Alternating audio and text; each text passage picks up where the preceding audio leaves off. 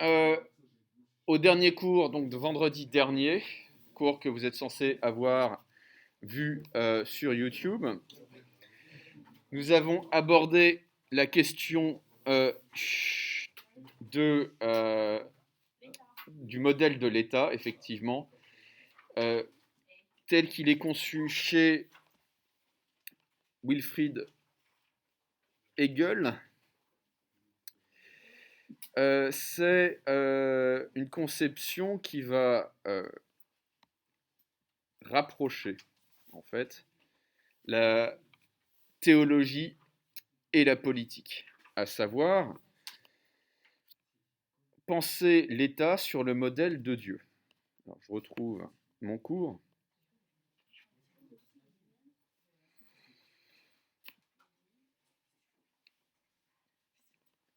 Et je fais une petite reprise, ça ne sera pas inutile. Alors si Word me plante, évidemment, ça va. Voilà. Oui. Oui. C'est maintenant que vous vous en rendez compte. Ça fait 2 semaines que le système est mis en place, hein. Alors, euh, Hegel va écrire la chose suivante. Que de fois ne parle-t-on pas de la sagesse de Dieu qui se manifeste dans la nature? Il ne faut pourtant pas s'imaginer que le monde de la nature physique est quelque chose de plus élevé que le monde de l'esprit, car autant l'esprit est au-dessus de la nature, autant l'état est au-dessus de la vie physique. Il faut donc vénérer l'état comme un être divin terrestre. Il faut donc vénérer l'état comme un être divin terrestre. C'est une citation que vous trouverez page 14 de mon cours sur l'état, cours que vous avez évidemment lu. Je vous l'ai bien distribué. Ok. Alors, que veut dire Hegel? Hegel veut dire que de la même manière qu'on peut voir dans les lois de la nature la sagesse de Dieu, on peut voir dans les lois de l'État la sagesse de la raison, la sagesse de l'esprit. Oui. De la même manière qu'on peut voir dans les lois de la nature la sagesse de Dieu, on peut voir dans les lois de l'État la sagesse de la raison, la sagesse de l'esprit.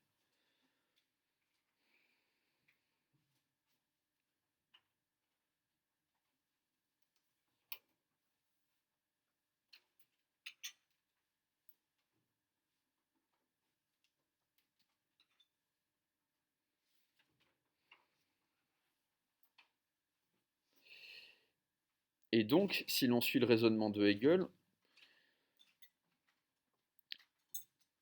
de la même manière que les lois de la nature nous donnent des raisons de vénérer Dieu,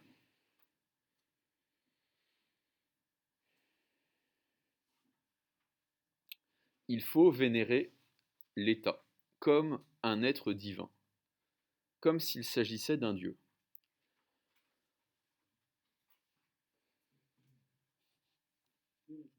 Oui, de la même manière que les lois de la nature nous donnent des raisons de vénérer Dieu, parce qu'elles expriment sa sagesse, de la même manière, euh, nous devons vénérer l'État comme un Dieu. Alors qu'est-ce que ça signifie? Cela signifie que très concrètement, l'État se substitue à Dieu.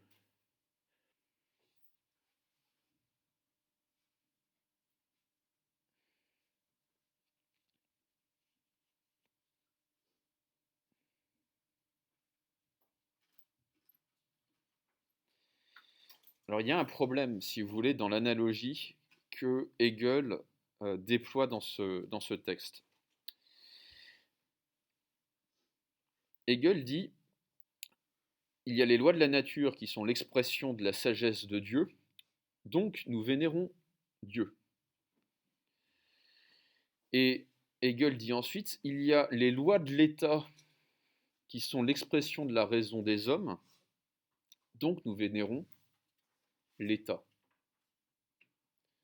Est-ce que quelqu'un peut me dire quel est le problème dans ce parallélisme?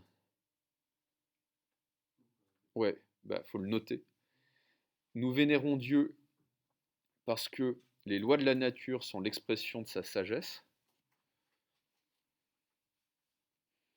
et ouais, nous vénérons Dieu parce que les lois de la nature sont l'expression de sa sagesse, et nous devrions, et je mets un conditionnel parce que, à mon avis, le raisonnement est erroné, nous devrions vénérer l'État comme Dieu,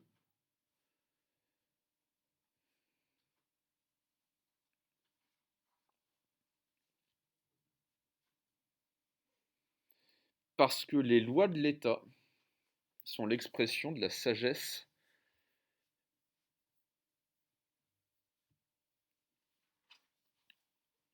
humaine, de ce que Hegel appelle l'esprit, avec un grand E, humaine. Alors, relisez ce raisonnement et dites-moi où est le problème.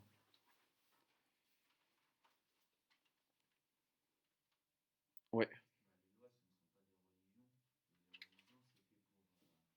Non, c'est pas ça le problème.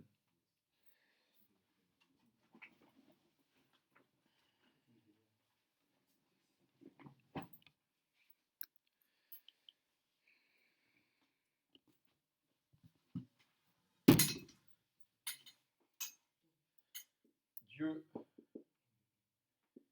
est à la nature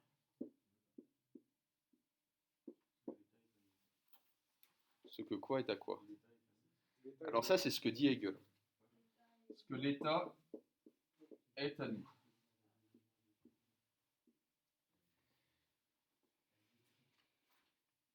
Mais quel est le problème? Non, non, c'est pas ça. Non, non, non. Qui crée les lois de la nature? Non, les lois physiques, d'après Hegel. Non, non, c'est Dieu. Dieu crée les lois de la nature. Qui crée les lois de l'État? C'est nous. Donc en fait,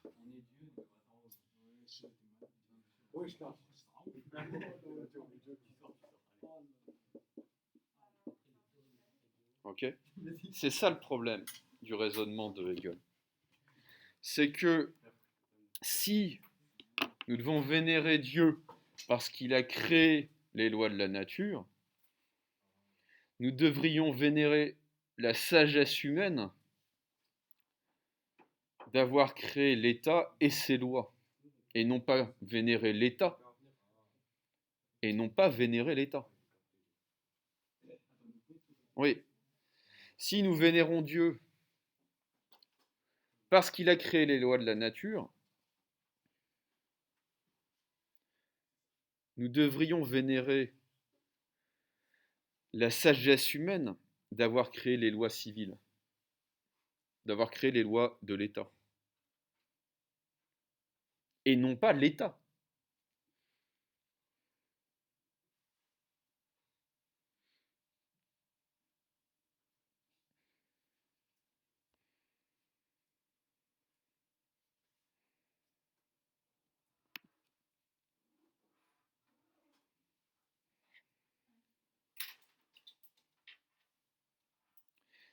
Et donc, ce à quoi on assiste chez Hegel,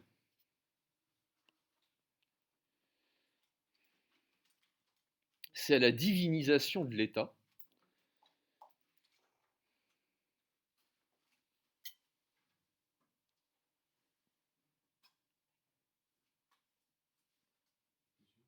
Oui, oui, Hegel. C'est dans le cours, mais je l'écris Hegel.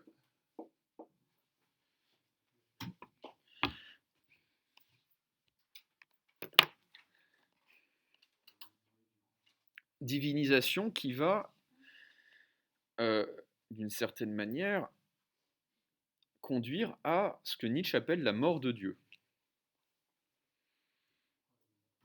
Nietzsche, ça aussi je peux l'écrire. Un auteur qu'on a déjà rencontré, je crois, dans le cours sur la liberté.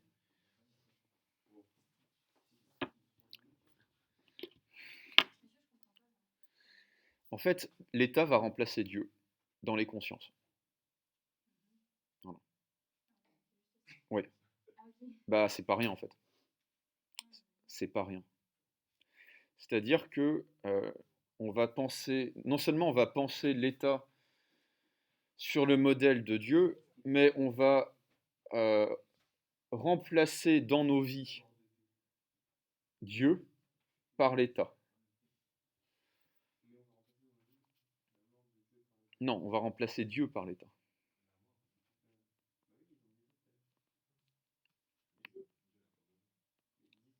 Alors justement, la thèse de Nietzsche, c'est que l'homme occidental, l'individu européen, a tué Dieu dans sa conscience. Il a mis à mort Dieu pour le remplacer par l'État. L'État a pris la place de Dieu. C'est Nietzsche qui dit ça dans un fragment célèbre du Gai Savoir.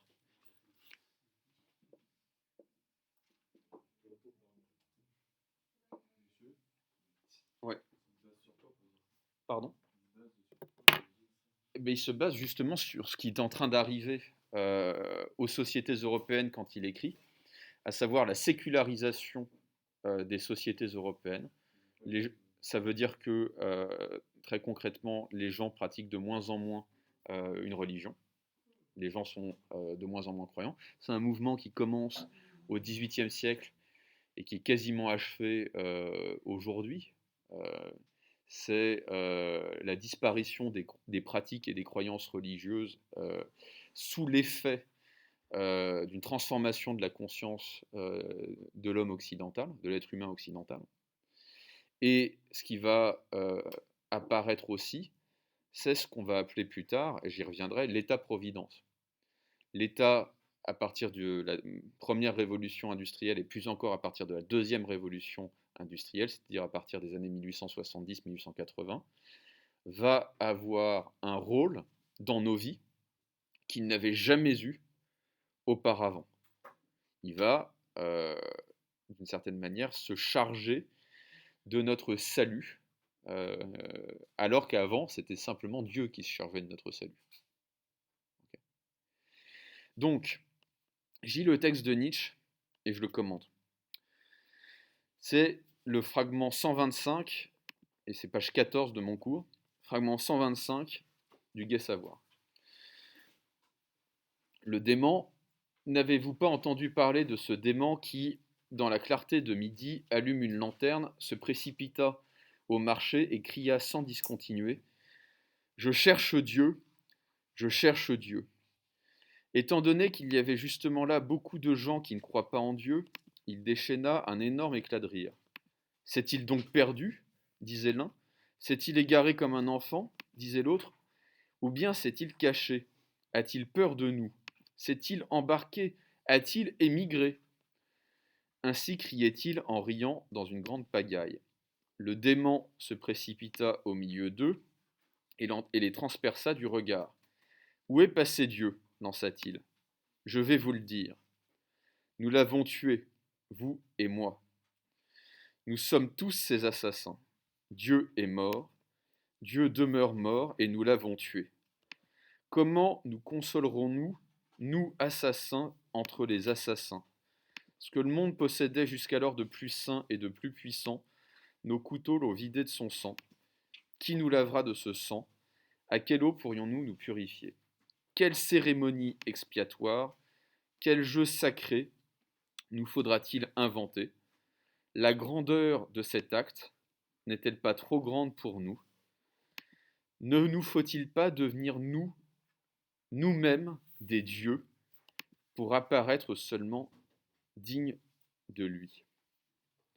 Alors, que veut dire Nietzsche ? Nietzsche veut dire que dans un monde qui est de plus en plus matérialiste, dans un monde où le sacré a quasiment disparu, dans un monde où Dieu est mort parce que nos modes de vie l'ont tué,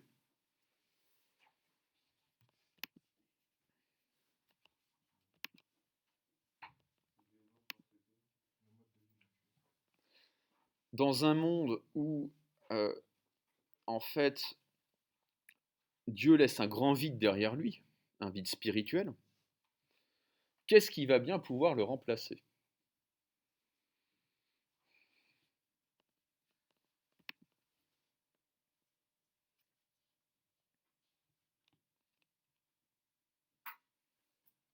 Et ce que Nietzsche voit arriver à l'horizon du XXe siècle, c'est que c'est l'État qui va devenir le nouveau Dieu, un Dieu qui serait vraiment terrestre, un Dieu qui serait sur Terre.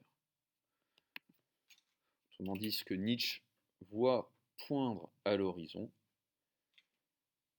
c'est ce que les idéologies totalitaires du XXe siècle vont engendrer, un État qui va affirmer être le salut et la vie de tous les individus.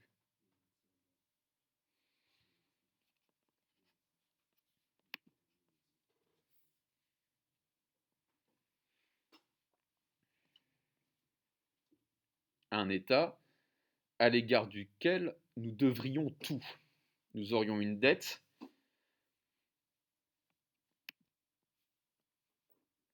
qu'on ne pourrait jamais rembourser.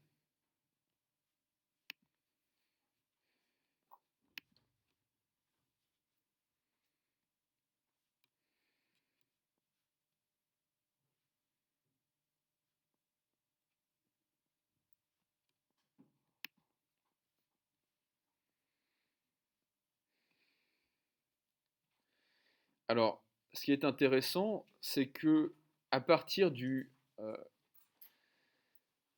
en fait, à partir de Hobbes, mais plus encore à partir du XIXe siècle, de la Révolution française,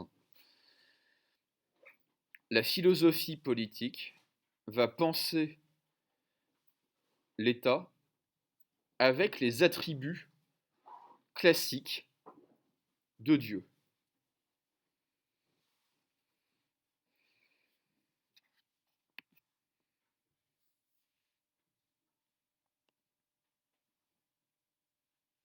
Qu'est-ce qui caractérise Dieu dans la philosophie classique, dans la métaphysique classique?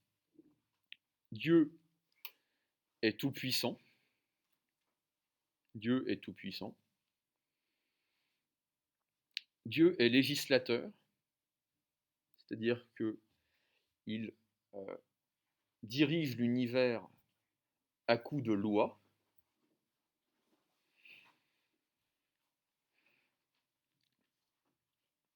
Dieu fait des miracles. Troisième caractéristique de la toute-puissance divine, Dieu fait parfois des miracles, c'est-à-dire des événements qui échappent aux lois de la nature qu'il a pourtant créées.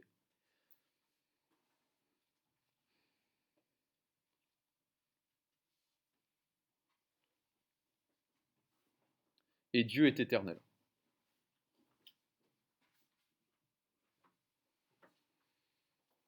Il est éternel parce que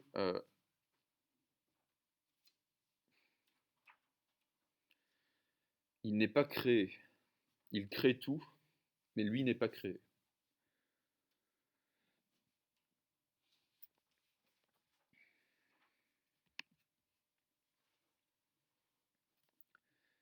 Qu'est-ce qui va caractériser le concept moderne de l'État?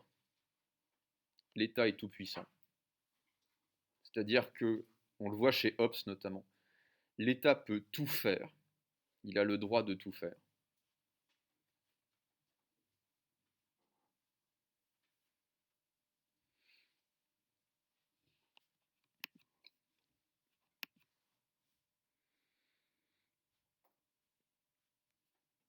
L'État est législateur.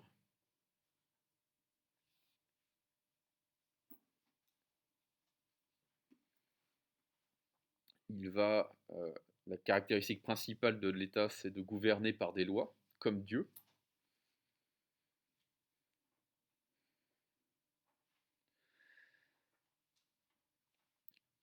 L'État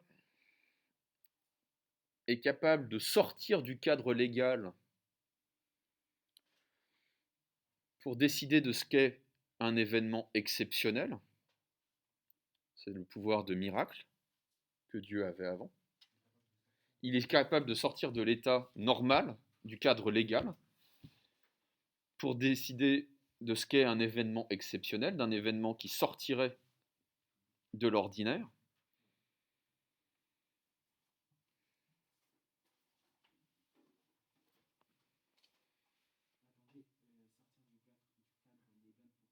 Pour en fait pour en fait décréter que la situation est exceptionnelle, extraordinaire. Il a toutes les caractéristiques que la métaphysique attribue à Dieu depuis en gros saint Thomas, depuis le Moyen Âge. L'État va les récupérer.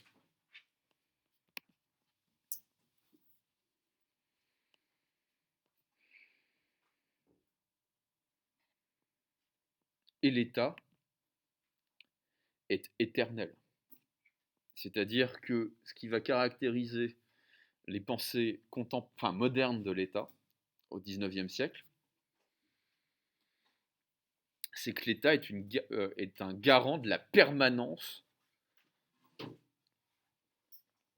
de la communauté politique.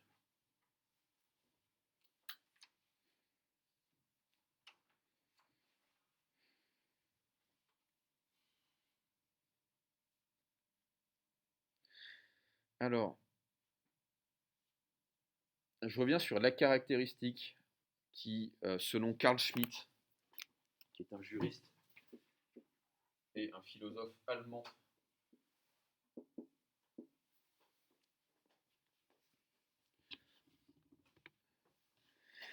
la caractéristique fondamentale de l'État, c'est que l'État décide de ce qui est l'exception. Je pense que,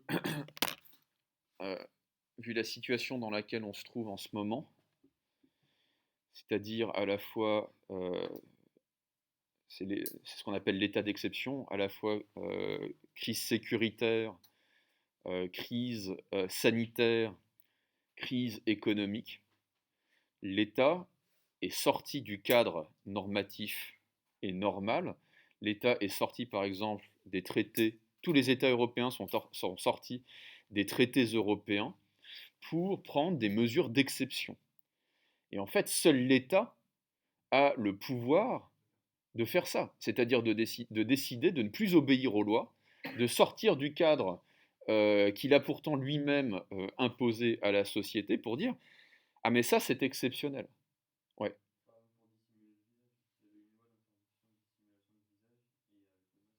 Oui, tout à fait.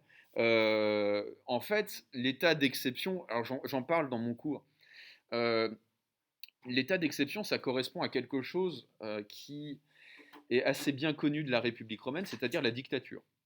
La dictature, c'est une magistrature de la République romaine où le Sénat romain dit la situation est exceptionnelle, par exemple, il y a une guerre, l'Italie, la péninsule italienne est envahie, il faut qu'on prenne des décisions extraordinairement rapidement pour rétablir la situation, on va confier les pleins pouvoirs à un homme qui va les rendre au bout quand la crise sera résolue. Ce qui est intéressant avec l'État romain, avec la République romaine, c'est que les Romains disent oui, en fait, c'est sur décision du Sénat, et le Sénat décide de la durée en fait des pleins pouvoirs. Ce qui est intéressant avec la Constitution française, par exemple, c'est que le pouvoir de décréter ce qu'est une situation exceptionnelle est confiée directement au président de la République. Et en gros, il n'y a plus enfin, il y a plus d'exceptionnalité de la situation d'exception, c'est-à-dire que je crois que ça fait depuis 2012 qu'on vit conformément à l'état d'exception. Autrement dit, c'est une exception qui dure longtemps, qui dure et qui peut même durer indéfiniment. Okay. Ça pose des problèmes, par exemple, notamment pour les, les tribunaux administratifs, les questions des perquisitions. Avant, il fallait demander l'autorisation à un tribunal administratif de perquisitionner. Aujourd'hui, la préfecture peut décréter une perquisition et le tribunal administratif contrôle après si la perquisition est légale ou pas. Donc ça renverse tout. Avant, il fallait se demander d'abord si la perquisition était légale. On se demande après coup maintenant. Ouais, en gros, c'est d'une certaine manière décider de ce qu'est l'exception. C'est un pouvoir qui est exorbitant parce que, et c'est ce que Carl Schmitt va défendre comme idée, ça veut dire en gros que ultimement, c'est l'État qui décide de ce qu'est le droit. Dire que l'État n'a pas le droit, c'est quelque chose qui est une absurdité par rapport aux États modernes, puisque l'État, c'est la seule institution qui ait le droit de dire ce qu'est le droit.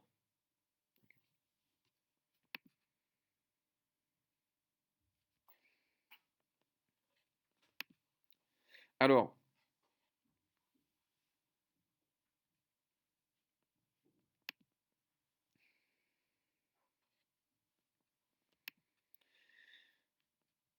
ce qui est intéressant aussi, c'est que cette conception de l'État a été développée tout particulièrement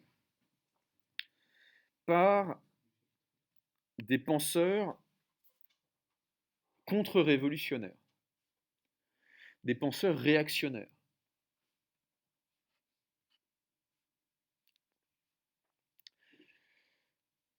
Des penseurs qui étaient des monarchistes convaincus.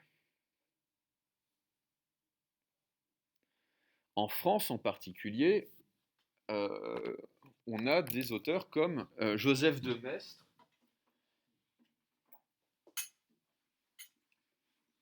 et Louis de Bonald.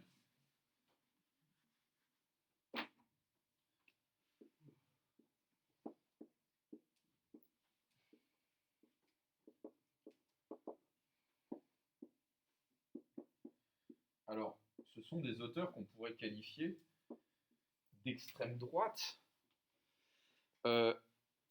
sachant que l'extrême droite au XIXe siècle, ce sont les légitimistes, ce sont des monarchistes légitimistes, anti-républicains, anti-Second Empire, des gens qui veulent le retour de la monarchie absolue de droit divin. Mais ce qui est intéressant aussi, c'est que ce sont les penseurs contre-révolutionnaires qui prennent au sérieux la révolution, au fond. Parce que disent ces penseurs? Ces penseurs disent une chose simple, c'est que seul l'État est capable de révolutionner la société. Seul l'État décide de la situation d'exception, de la situation d'exception.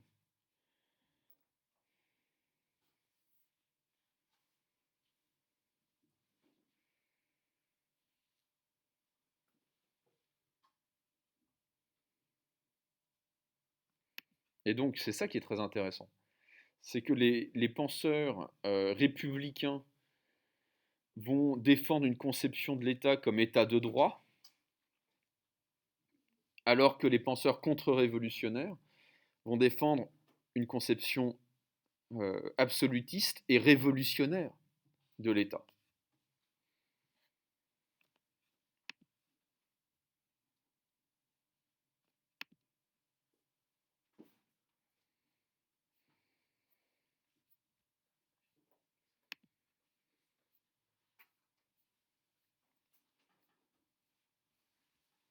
Voilà.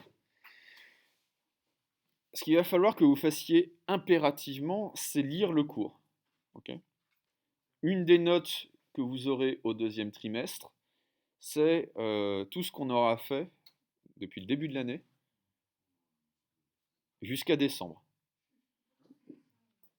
Grande révision. Grande révision.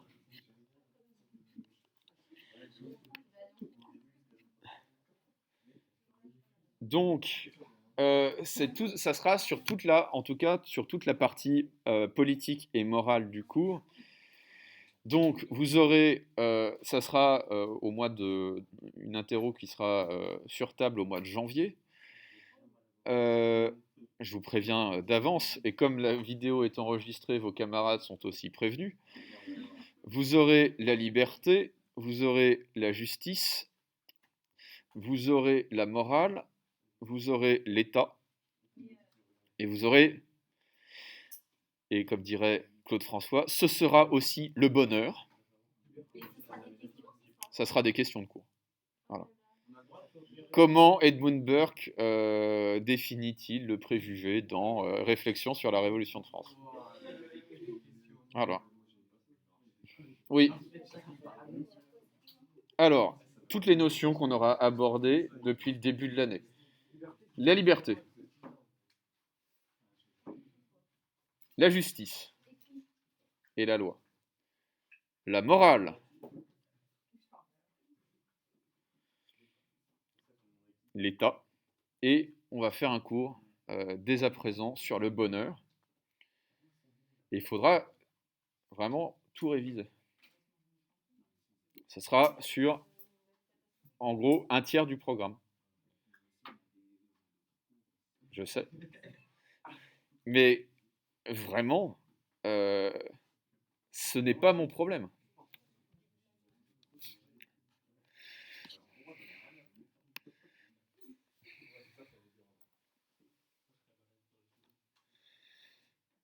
Comme disait Dominique Strauss-Kahn, un homme qui a laissé des traces dans l'histoire, je sais que ce n'est pas drôle, mais il faut le faire. Ça va? Bon.